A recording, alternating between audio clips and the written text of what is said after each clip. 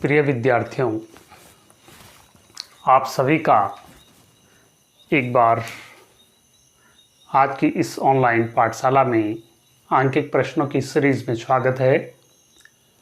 और अब हमारे सामने अगले दो प्रश्न 9 और 10 हैं और इनको हम कैसे हल करेंगे।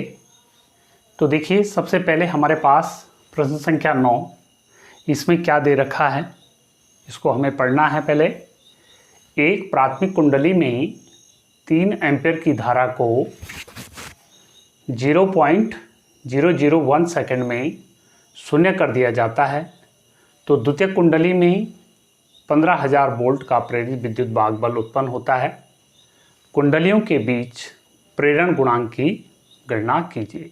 अन्योन्य प्रेरण गुणांक की गणना कीजिए, यानी हमें m निकालना, अन्योन्य प्रेरण गुणांक। ठीक है, तो सबसे पहले देखिए, धारा को 3 एम्पीयर से शून्य कर रहे हैं, यानी जो प्राथमिक कुंडली है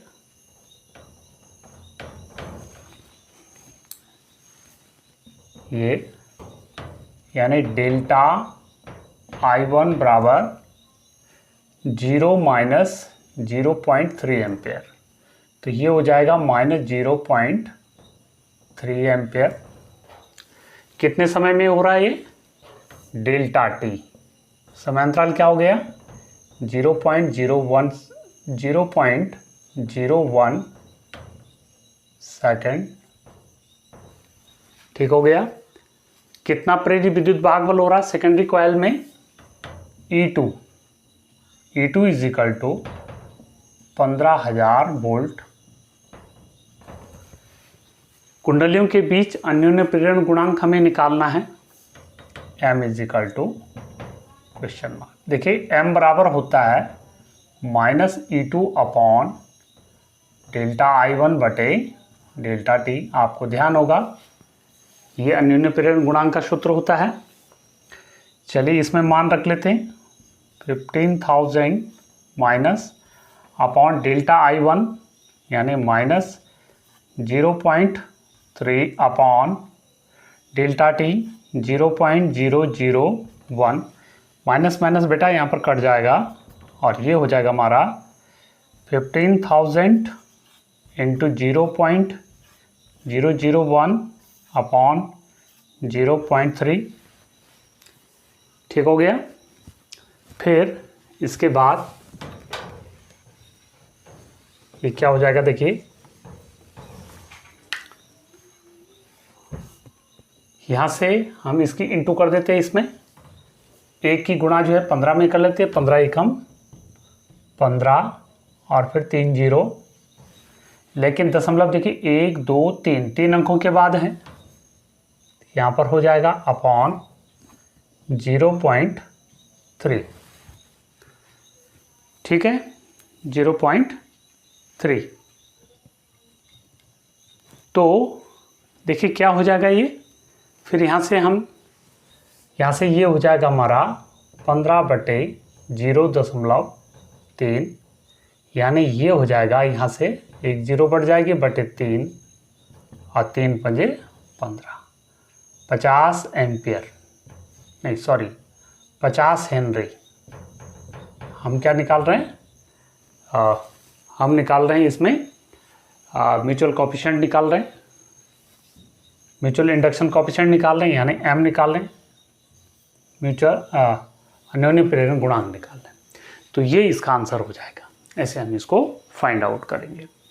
चलिए अब दूसरा प्रश्न है। जैसे दूसरे प्रश्न में देखिए हमें कैसे कैसे इसको करना है, इसको भी देखते हैं। यदि ट्रांसफार्मर की प्राथमिक कुंडली में धारा 0.8 एम्पीयर से 0.2 एम्पीयर तक 4 मिलीसेकंड में घट जाती है, तो द्वितीयक कुंडली में प्रेरित विद्युत भाग बल की गणना कीजिए। अन्योन्य प्रेरण गुणांक 1.76 हेनरी है। ठीक है, तो चलिए इसमें क्या क्या दे रखा है। देखिए, ट्रांसफार्मर की प्राथमिक कुंडली में धारा देखिए घट रही है, यानी हमारे पास ये है कि डेल्टा I1 कैसे कैसे घट रही है। देखिए 0.8 एम्पीयर से 0.2 एम्पियर हो रही है, तो 0.2 माइनस 0.8, तो ये हो जाएगा माइनस 0.6 एम्पियर। ये हो गया क्लियर। कितने समय में हुआ ये? डेल्टा टी, डेल्टा टी बराबर 4 मिली सेकेंड, ये दे रखा है, यानी 4 इंटू मिली का मतलब 10⁻³ सेकेंड।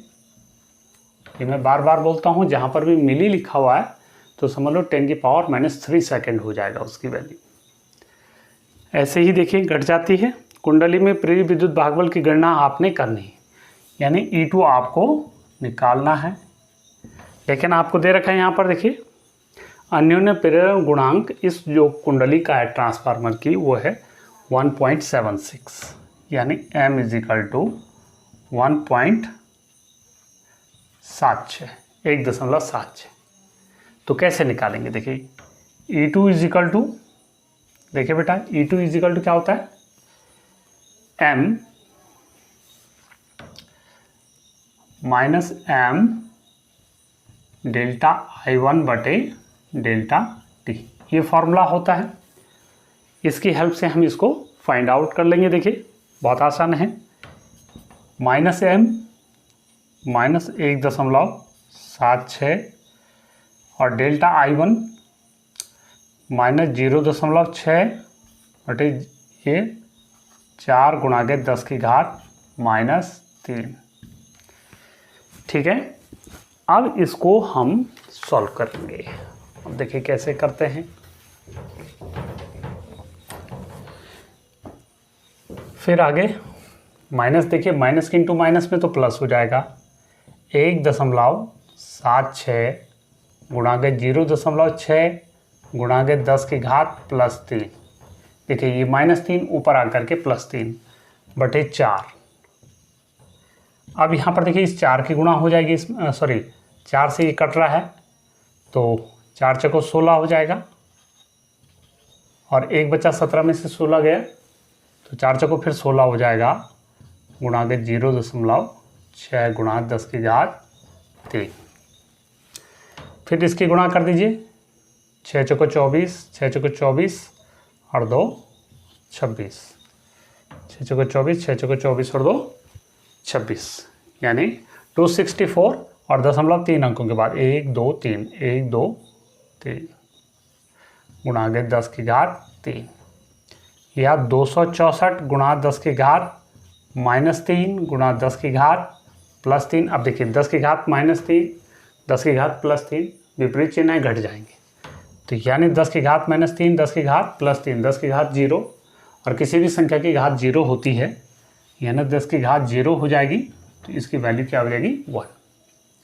किसी भी संख्या की अगर घात 0 होती है तो उसका मान हमेशा 1 होता है, ये आप गणित में पढ़ते हैं। तो यानी हमारे पास E2 बराबर जो निकला 264 वोल्ट, ये विद्युत भागबल का जो मात्रक होता है वोल्ट होता है।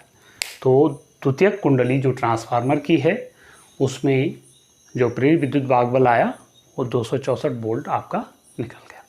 तो इस प्रकार से ये प्रश्न थे, आंकिक प्रश्न, जो विगत वर्षों तक परिषदीय परीक्षा में जो है पूछे जा रहे हैं और पूछे जाने की संभावना है, और बहुत ही आसान है, काफ़ी इंटरेस्टिंग है। तो मुझे ये लगता है कि आप सब ने ये बड़ा एंजॉय किया है और आप ये समझ लिया है।